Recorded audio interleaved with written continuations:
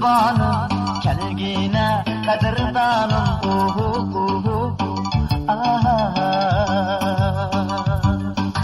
Cin sevgimni bilgine, beni hoşalla kalgına. Cin sevgimni bilgine, beni hoşalla kalgına.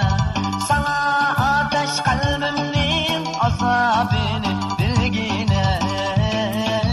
Azizim kelgine, ko'nglingni bergine. Azizim mehribanım, kelgine kadirdanım.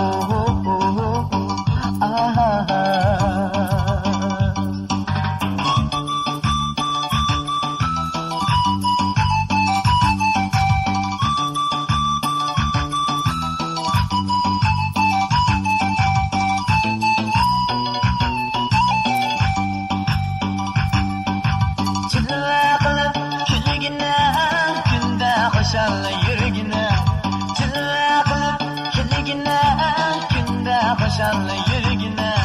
Vakitlik bu hayatın şiirini bezini sürgine. Kelgine amrığım kalbine, sana kalbim öpmeyli sevgisiz yaşlısın. Kelgisimiz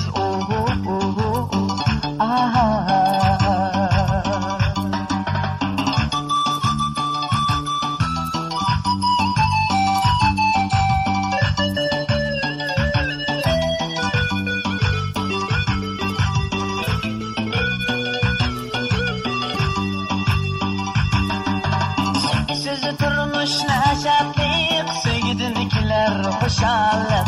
Sevgisiz turmuş neşetlik, sevgidinikiler hoşallık. Bu hayatta meygülük yaşnap ketsin inanlık. Kelgine amrığım, sen için varlığım.